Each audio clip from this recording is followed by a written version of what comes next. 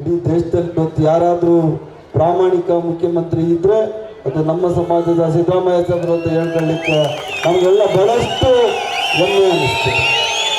ಸಿದ್ದರಾಮಯ್ಯ ಸಾಹೇಬರು ಈ ರಾಜ್ಯದಲ್ಲಿ ಮುಂಚೂಣಿಗೆ ಬರುವ ಮುಂಚೆ ಸುಮಾರು 50 ಲಕ್ಷ ಕುರುಬ ಜನಾಂಗದವರು ನಾವು ಈ ರಾಜ್ಯದಲ್ಲಿರೋದು.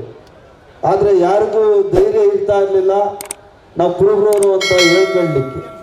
ಆದರೆ ಸಿದ್ದರಾಮಯ್ಯ ಸಾಹೇಬರು ಈ ರಾಜ್ಯದಲ್ಲಿ ರಾಜಕೀಯದಲ್ಲಿ ಮುಂಚೂಣಿಗೆ ಬಂದ ನಂತರ ನಾನು ಸಹ ಕುರುಬ ಜನಾಂಗದವನು ಅಂತ ಹೇಳ್ಕೊಳ್ಳಿಕ್ಕೆ ನಾವೆಲ್ಲರಿಗೂ ಒಂದು ತಲೆ ಎತ್ತಿ ನಿಲ್ಲುವಂಥ ಅವಕಾಶ ಮಾಡಿಕೊಂಡಿರೋದು ನಮ್ಮ ಮಾನ್ಯ ಮುಖ್ಯಮಂತ್ರಿಗಳಾದ ಸಿದ್ದರಾಮಯ್ಯನವರಿಗೆ ಆ ಶ್ರೇಯಸ್ಸು ಸೇರ್ತದೆ ಅಂತ ನಾನು ಈ ಸಂದರ್ಭದಲ್ಲಿ ಹೇಳಲಿಕ್ಕೆ ಬಯಸ್ತೀನಿ.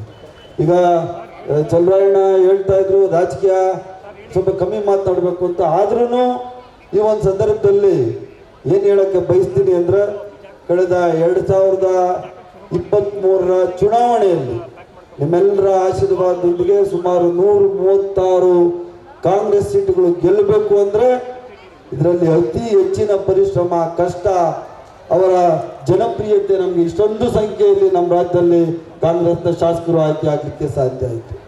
ಸಾಧ್ಯ ಆದಮೇಲೆ ಸಿದ್ದರಾಮಯ್ಯ ಸಾಹೇಬರು ಯಾವುದು ಲಕೋಟೆಯಲ್ಲಿ ಬಂದು ರಾಜ್ಯದ ಮುಖ್ಯಮಂತ್ರಿ ಆದವರಲ್ಲ, ಯಾವುದು ಒಂದು ಪ್ರಭಾವಕ್ಕೆ ಒಳಗಾಗಿ ಅಥವಾ ದುಡ್ಡಿನ ಆಸೆ ತೋರಿಸಿ ಮುಖ್ಯಮಂತ್ರಿ ಆದವರಲ್ಲ.